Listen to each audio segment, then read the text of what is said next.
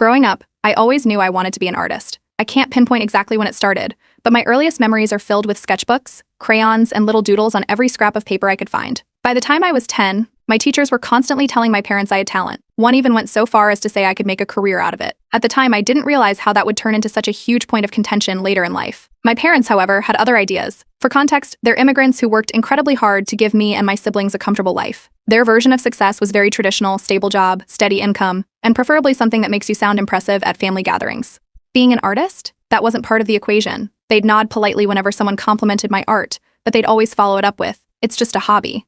When I turned 16, things started to get more intense. I won a regional art competition, and part of the prize was a scholarship to attend an exclusive summer program at a renowned art school. It was a huge deal, but when I showed my parents the acceptance letter, they barely looked at it. Instead, they told me there was no point in going because real life doesn't work that way. I didn't go. That should have been my first warning sign. Fast forward to senior year of high school. I worked my butt off and applied to as many art schools as I could. Somehow, I landed a full scholarship to my dream school, which was halfway across the country. I was ecstatic. I couldn't wait to pack my bags and finally start living the life I wanted. But when I told my parents, they shot it down immediately. "You're not moving that far away," they said. "What about your family? What will people say if you leave us like that? Besides, you need to pick something practical." They didn't just stop at words. They flat out refused to sign the paperwork I needed to finalize my enrollment. I begged, I cried, but they were adamant. They told me I could either stay local and pursue a business degree or figure out how to survive completely on my own, which at 18 wasn't exactly realistic.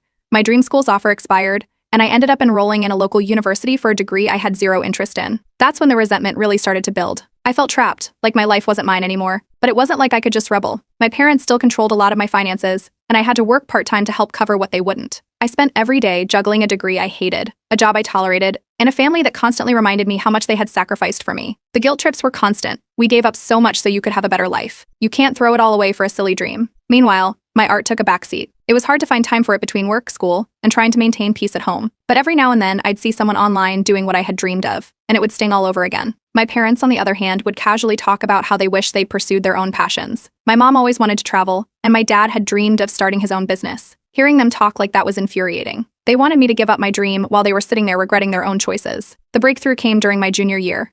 A close friend of mine, who knew how much I missed creating art, introduced me to a few online communities where people shared and sold their work anonymously. She even helped me set up my first profile. At first, it was just a way to dip my toes back into something I loved, but it quickly turned into so much more. My first piece sold for $50. It wasn't much, but it lit a fire under me. I started taking on small commissions whenever I could find the time, usually late at night when my parents thought I was studying. By the time I graduated, my side hustle was bringing in decent money, enough to cover some bills and start a small savings account. My parents had no idea. They were too busy celebrating the fact that I'd landed a corporate job right out of school, which they saw as the ultimate success. I hated it, but I kept my head down and played along. Then came the moment that changed everything. During one of those family conversations where my parents were reminiscing about their younger years, my mom said, if I could go back, I'd do things so differently. I wouldn't let fear stop me. It hit me like a ton of bricks. They'd lived their lives afraid of what other people would think, and now they were projecting that fear onto me. But I wasn't going to let it ruin my future. That night, I made a decision. I was going to reclaim the dream they stole from me, no matter what it took. I just had to play my cards right. After graduation, my corporate job became the perfect cover. By day, I showed up in business casual, sat through endless meetings, and did just enough to avoid being noticed. By night, I worked on my art. At first, it was just small commissions from people who found me through online platforms, but over time, I started posting more on social media. One of my posts, a digital painting I'd done for fun, got shared by a popular account, and overnight my inbox exploded. Suddenly, my side hustle wasn't so side anymore. I opened a separate bank account, one my parents didn't know about, and started saving aggressively. Every spare dollar went into that account. I even downgraded my lifestyle, no fancy coffees, no unnecessary shopping, just so I could funnel as much as possible into my fund. Within a year, I had enough saved to feel a little secure. That's when things took a turn. Out of nowhere, my parents started hinting at money problems. First, it was vague comments about how things are tight. Then, I overheard them arguing about missed payments. It didn't take long for the full story to come out. They had made some bad investment decisions, and now they were struggling to keep up with their mortgage. I didn't bring it up, waiting to see if they'd ask me directly.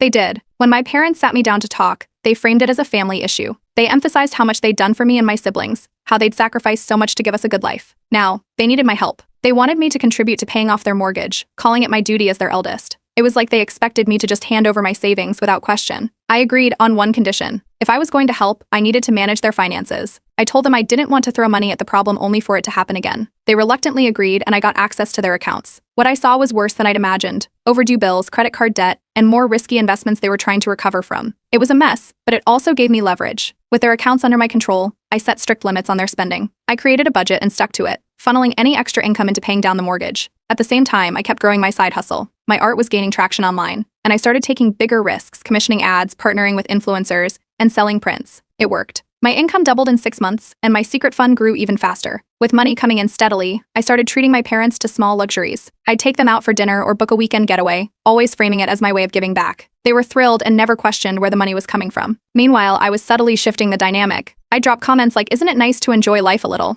You should have done this sooner." They didn't realize I was mirroring the guilt trips they'd used on me for years. Eventually, I hit a major milestone. I paid off a significant portion of their mortgage. My parents were over the moon. They told everyone how proud they were of my hard work at my corporate job, completely oblivious to the fact that my art was funding everything. I didn't correct them. Letting them believe what they wanted was part of the plan. Then, something incredible happened. One of my pieces went viral again. But this time it wasn't just online. It caught the attention of a well-known art blog, and sales skyrocketed. I used the windfall to invest in a small studio space. It wasn't much, just a rented room in a shared workspace, but it was mine. For the first time in years, I felt like I was building towards something real. While all this was happening, I slowly started pulling back from my corporate job. I didn't quit outright, knowing that would raise questions, but I negotiated for reduced hours. To my parents, it looked like I was working hard as ever, climbing the ladder in a respectable career. In reality, I was pouring most of my energy into my art. I also kept meticulous records of every dollar I spent on my parents. Spreadsheets, receipts, even screenshots of bank transfers. I documented everything. It wasn't about holding it over their heads, at least not yet. It was about protecting myself for when the truth inevitably came out. Despite all the progress I was making, the resentment never fully went away. My parents continued to make little comments about how grateful I should be for their guidance, how they'd saved me from wasting my life on a hobby. I smiled and nodded, but inside, I was counting down the days until I could reveal just how wrong they were. For now, I played the part of the dutiful daughter, but every dinner I paid for, every bill I covered, was one step closer to reclaiming the life they'd taken from me. Family dinners at my parents' house had always been predictable: food, small talk, and the occasional veiled criticism disguised as advice. But this particular evening, the conversation took an unexpected turn. My mom brought up a distant cousin who dropped out of college to pursue art. She shook her head, calling it a waste of potential, and went on about how that cousin would regret it when they couldn't pay their bills. My dad chimed in, agreeing that creative careers were nothing more than hobbies. For the first time, I pushed back. I said something about how following your passion isn't always a bad thing and how some people make it work. My parents immediately got defensive, acting like I'd suggested something outrageous. They went on about how real life doesn't allow for such risks and how practical choices are always better. What they didn't realize was that their words were cutting a little too close to home. When they tried to change the subject, I dropped my first warning shot. Casually, I mentioned how much I'd contributed to their mortgage and how I'd been the one keeping things afloat. My dad looked stunned for a moment before recovering, brushing it off like it wasn't a big deal. A few weeks later, things got worse for them. My parents had a small side business they'd been running for years, something they liked to boast about at family gatherings. But their business wasn't doing well. It had been bleeding money for months, and they were barely keeping it alive. Eventually, it collapsed completely. They were devastated, and their dependence on me grew even more. This was the moment I had been waiting for. I told them that since I was the one covering most of the bills now, all major financial decisions needed my approval. They didn't like it, but they didn't argue either. It was a power shift they couldn't deny, even if they pretended not to notice. While I was keeping their finances in check, I was also working on something big. My art studio, the one I'd quietly invested in, was finally ready. I launched it under a pseudonym to keep things under wraps. Within weeks, it started gaining traction. Orders rolled in, and I was making more money than ever. I thought I'd covered my tracks well, but then a neighbor recognized one of my pieces. They had seen it online and connected the dots, bringing it up casually during a visit to my parents' house. My mom called me later, asking if it was true. I didn't deny it, but didn't give them the full story either. That wasn't enough for them. They showed up at my apartment the next day, demanding to know why I had kept this part of my life a secret. It was the confrontation I had been dreading, but I stayed calm. I told them that they had made it impossible for me to pursue art openly, so I had to do it on my own. I explained how my corporate job had been a cover and how my art had funded everything they thought was coming from my practical career. They didn't take it well. My dad accused me of being selfish and ungrateful, while my mom tried to guilt me into focusing on the family instead of my hobby. That's when I hit them with the revelation. The money they were so reliant on had come from the very dream they had tried to crush. I didn't spell it out, but I made it clear enough for them to understand. For the next few weeks, they gave me the silent treatment. They acted offended, like I had betrayed them, even though I was still covering their bills. During this time, something amazing happened. A local gallery reached out, asking to feature my work in an upcoming show. It was the kind of opportunity I had only dreamed of, and I immediately said yes. The gallery event was a huge success. People showed up in droves, and my pieces sold out within hours. It was surreal, seeing years of hard work finally paying off. The best part? The gallery's publicity brought even more attention to my studio, and commissions skyrocketed. My parents found out about the gallery from another family member. They didn't congratulate me or ask about the event. Instead, they acted like nothing had happened, but I knew they were paying attention. Their silence wasn't just about being offended, it was about realizing how much control they'd lost. Things are different now. My art is thriving, my finances are secure, and for the first time I feel like I'm in control of my life. My parents, on the other hand, are struggling to adjust to the new dynamic. They've started to realize how much they depend on me, and it's clear they don't know how to handle it. I'm not sure what's going to happen next, but one thing is certain, I'm not going back to the way things were. The gallery success was bigger than I could have imagined. Not only did every piece in my exhibit sell out, but I also received offers for future collaborations with some prominent artists and curators. It felt like my career was finally taking off. My name, well, my pseudonym, was being talked about in local art circles, and I was starting to feel the shift from struggling artist to someone who could actually make a living doing what they loved. Word of the exhibit traveled fast among my extended family. A few relatives pressured my parents into attending my next event. They hadn't shown any interest in my art before, but they reluctantly showed up to save face. Watching them walk into the gallery, clearly uncomfortable but trying to act supportive, was a surreal moment. My mom plastered on a smile and my dad shook a few hands, but it was obvious they were out of their element. The gallery was packed. Strangers came up to me to share how much they loved my work, some even calling me an inspiration. My parents couldn't escape the praise either. A couple of guests, unaware of our history, complimented them on raising such a talented daughter. I saw the embarrassment flash across their faces, but they nodded along, pretending they had always been supportive. After the event, my parents made their move. They started telling anyone who would listen that they'd always encourage my creativity. It was such an obvious attempt to rewrite history that I couldn't help but laugh. I overheard my mom telling an aunt how she always knew I'd make it, because I had such a creative spark. My dad nodded, adding that they'd done everything they could to nurture my talent. The audacity of it all was almost impressive. I decided I wasn't going to let them get away with it. When they came over to my apartment a few days later, I brought up the event. I didn't waste time sugarcoating it. I told them it was hypocritical to act like they'd been supportive when they'd done everything in their power to shut down my dreams. My mom tried to deflect, saying they only wanted what was best for me. My dad doubled down, claiming they were never unsupportive, just realistic. That's when I laid out the receipts, literally. I pulled out the spreadsheets I'd been keeping of every dollar I'd spent to cover their debts, from mortgage payments to utility bills. I explained how my art, not my corporate job, had funded everything. I even showed them the revenue reports from my online sales and the receipts for their expenses. The room went silent. Instead of acknowledging what I'd done, they got defensive. My dad accused me of trying to humiliate them, while my mom insisted I was exaggerating their mistakes. It was a classic move, deflect and deny. But this time, I didn't let it slide. I told them I wasn't trying to humiliate anyone. I was just setting the record straight. The confrontation didn't end there. Word of our argument spread to the rest of the family, thanks to my mom venting to a few relatives. But to my surprise, most of the extended family sided with me. Some even called out my parents for their treatment of me over the years. It created a noticeable rift, with my parents on one side and me, along with a growing number of relatives, on the other. I stopped engaging with their attempts to spin the narrative. When they called or texted, I kept things polite but distant. I had no interest in debating the past anymore. Instead, I focused on what was ahead. With my art career taking off, I finally had the financial stability to leave my corporate job for good. I handed in my resignation and walked out of the office for the last time, feeling lighter than I had in years. Quitting my job sent a clear message to my parents. I was done pretending to live the life they wanted for me. They panicked. Within a week, they were calling me daily, asking for help with their finances. My dad admitted they were struggling to manage things without my contributions, and my mom promised they would do better if I continued to support them. I agreed to help, but on my terms. I told them any financial support going forward would come with written agreements. No more guilt trips, no more emotional manipulation. If they wanted my help, it would be strictly business. They reluctantly agreed, though I could tell they weren't happy about it. Over time, they started sharing more about their own regrets. My mom admitted she'd always wanted to travel, but fear of judgment held her back. My dad confessed he had once dreamed of starting his own business but had been too afraid of failure. They stopped short of apologizing for what they'd done to me, but their regret was obvious. Now, I finally feel free. My art studio is thriving, and I'm working on my first international collaboration. For the first time, I don't feel like I need their approval, or anyone else's, for that matter. My parents and I are on speaking terms, but the dynamic has shifted. I'm no longer the child they can control, and they know it. Looking back, it's clear they tried to live through me, forcing their fears and regrets onto my life. But I've reclaimed what they tried to take away, and I'm not letting go. The email came one morning as I was sipping my coffee in my studio. An internationally renowned art residency was offering me a spot in their upcoming program. It was a dream opportunity, 6 months in Europe, collaborating with other artists, and a chance to showcase my work on a global stage. I had worked hard for this, and I wasn't going to pass it up. When I told my parents about the residency, I expected them to be proud. Instead, their response was anything but supportive. My mom immediately turned the conversation to how she had always wanted to travel but never got the chance. My dad made a comment about how lucky I was, but it didn't sound like praise, it sounded bitter. It wasn't the reaction I had hoped for, but I brushed it off. I thought they'd come around once they saw how big this opportunity was. A week later, my parents called me over for what they called a family discussion. They started by bringing up their finances, which they were struggling with again. Then, they asked me to delay the residency, suggesting I should stay to help them get back on track. My dad framed it as putting family first, and my mom said it was my responsibility as their child. This wasn't the first time they had tried to guilt me into prioritizing their needs over my own, but this time I wasn't having it. I told them I had already done enough, I had sacrificed my dreams once for them, and I wasn't about to do it again. I reminded them that I had already set up a system to help manage their finances, and that it wasn't my job to solve their problems anymore. They didn't take it well. My dad raised the stakes, saying that if I went through with the residency and abandoned the family, they would cut ties with me. My mom, always the emotional one, started talking about how ungrateful I was for everything they had done for me. They clearly expected me to back down, but I didn't. I calmly told them that if cutting ties was what they wanted, I would respect their decision. Then I walked out. Word of our conflict spread quickly through the family.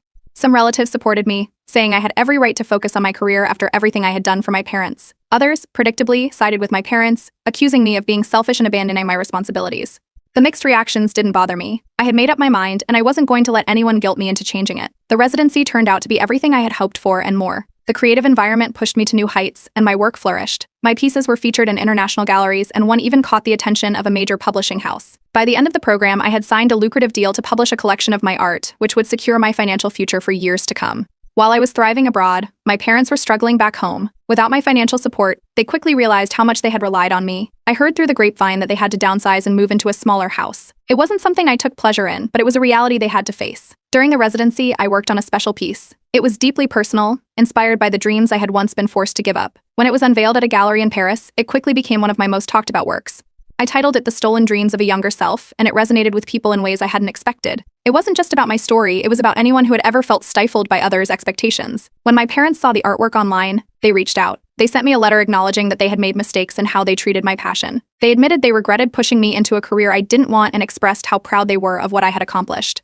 However, their letter stopped short of a full apology, and there was still an undertone of defensiveness about their actions. I wrote back thanking them for acknowledging their mistakes but making it clear that I had moved on. I told them I was no longer interested in revisiting the past or allowing it to dictate my future. I also informed them that I would no longer be providing financial support beyond the essentials we had agreed upon in the contract. They didn't respond, and that was fine with me. Cutting the financial strings was the final step in reclaiming my independence. For the first time, I felt truly free. I no longer needed their approval, and I no longer felt the weight of their expectations hanging over me. My career was thriving, my finances were secure, and I had finally found peace with the decisions I had made. Looking back, I can see how much I've grown. The girl who once felt trapped by her parents' control is gone. In her place is a woman who has taken back her life, one brushstroke at a time. A few months after returning from the residency, everything in my career reached new heights. One of my latest pieces, a large-scale painting inspired by my journey, sold for a record-breaking amount at an auction. It was surreal to think about how far I'd come. The piece was featured in major art publications, and I began receiving invitations to collaborate with internationally renowned galleries. It wasn't just a career anymore, it was a legacy in the making. Not long after, a filmmaker reached out with a proposal for a documentary. They wanted to tell my story, how I'd grown up in a household that stifled my creativity, how I had secretly pursued my passion, and how I had built my career despite the odds. I agreed, but on one condition: the focus had to be on the resilience of artists who face these challenges, not just me. The documentary gained traction quickly, sparking conversations online about the importance of following your passions, even when others don't support you. When the documentary premiered, it received critical acclaim. Viewers were moved by the stories of struggle and triumph, and my story was at the heart of it. My parents, however, were not thrilled. The film didn't paint them as villains, but it didn't shy away from their actions either. Watching their decisions laid bare for the world to see left them humiliated. I wasn't surprised when they tried to spin the narrative again. They started publicly praising my success, claiming they'd always known I would achieve great things. In interviews and family gatherings, they conveniently left out how they had tried to derail my dreams at every turn. It was frustrating, but I chose not to engage. Their attempts to align themselves with my success only made their previous actions more obvious to those who knew the truth. The documentary also stirred up fresh tension within my extended family. Some relatives accused me of airing dirty laundry and embarrassing the family, while others openly supported me, saying it was brave to tell the truth. I kept my distance from the drama, focusing instead on the next step in my journey. With my newfound success, I decided to give back. I started a foundation to support young artists from underprivileged backgrounds, offering grants and mentorship programs to help them pursue their passions without the obstacles I had faced. Launching the foundation was one of the most rewarding things I had ever done, knowing I was helping others avoid the pain and frustration I had experienced. Meanwhile, my parents' financial situation continued to deteriorate. Without my regular contributions, they struggled to keep up with their expenses. Eventually, they faced foreclosure and had to downsize significantly. I wasn't happy to see them suffer, but I also knew it wasn't my responsibility to fix their mistakes. Still, when they reached out for help again, I offered one final olive branch. I agreed to help them stabilize their finances, but only under strict conditions. Everything had to be documented, with no room for manipulation or guilt tripping. This time, they didn't argue. They were too desperate to push back. It was a transactional arrangement, far from the emotional grip they once had over me. Then, something unexpected happened. My parents wrote me a letter, this time a real apology. They admitted to the mistakes they had made and the harm they had caused by not supporting my dreams. For the first time, there was no defensiveness or excuses, just a sincere acknowledgement of their actions. It was the apology I had stopped hoping for, and while it didn't erase the past, it brought a sense of closure. I forgave them, but I kept my boundaries firm. We maintained limited interaction, enough for civility but far from the control they once held over my life. It wasn't a perfect resolution, but it was enough for me to move forward without resentment. With my parents' chapter finally resolved, I turned my attention to my biggest dream, owning my own art studio and gallery space. After years of saving and planning, I purchased a beautiful property, a sprawling space with room for creating, exhibiting, and hosting workshops. It was everything I had envisioned when I was a teenager sketching in my room, wondering if I'd ever get the chance to live my dream. Standing in the studio for the first time, I felt an overwhelming sense of accomplishment. This was mine. I had built it, brushstroke by brushstroke. The first exhibit I hosted in the gallery was a retrospective of my work, tracing my journey from hidden sketches to international acclaim. The centerpiece of the show was The Stolen Dreams of a Younger Self, the piece that had resonated with so many people and changed the course of my career. It was a powerful reminder of how far I had come and how much I had reclaimed. Today, my name is associated with resilience and the power of pursuing your dreams, no matter the cost. The foundation is thriving, my art is inspiring others, and my life is my own. Looking back, the struggles I faced with my parents were painful, but they also shaped me into who I am today. They taught me the value of fighting for what you love, even when the odds are stacked against you. My story isn't just about reclaiming a dream. It's about creating a legacy that helps others do the same. And for that, I'm endlessly grateful.